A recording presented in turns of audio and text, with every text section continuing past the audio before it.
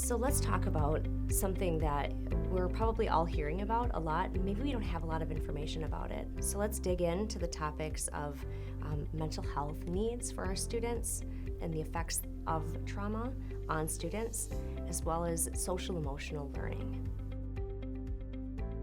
So social emotional learning is how well a student is able to practice and demonstrate the skills that are needed to regulate their emotions, to know how to interact with people. So there's that social aspect and that emotional aspect that kind of come together, and some students are more able to do that based on their experiences and opportunities in life.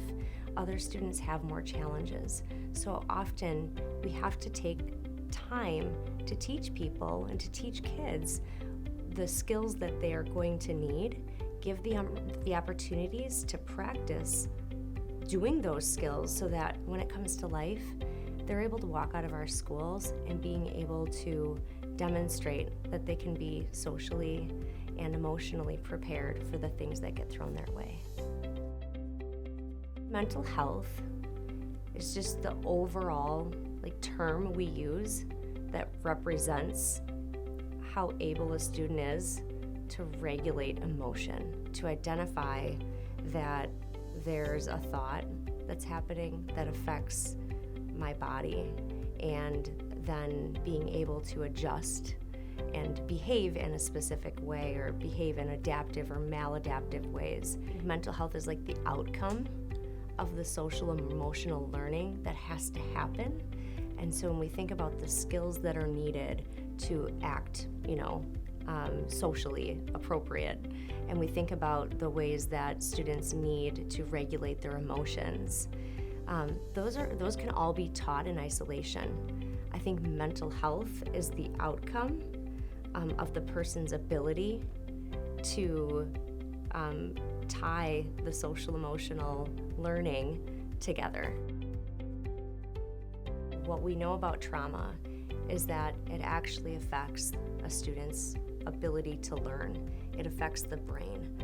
Students who are exposed to trauma, and not just one-time trauma, but traumatic experiences over time, and multiple traumatic experiences actually change the student's functioning and ability to behave in specific ways and to be able to take in the information that they need. And so it creates this flight or fight kind of action in our brain, which produces this high level of cortisol. And by doing that, this part of your brain, the frontal lobe, actually isn't able to make the connections that it needs to. So trauma has a significant impact in how well our students and how able our students are to learn. So we need, as educators, to take a step back, and if we know that there's traumatic experiences for that student, we need to layer in supports. We need to create a safe place for these kids to walk into every day, where they know what can happen to them, so that flight or fight thing that happens where it produces all that cortisol, it settles down and they can access the information that they need to. So trauma can be, if we know that students have had traumatic experiences, we're able to shift what we need to do as educators, and gives us the opportunity to support those kiddos.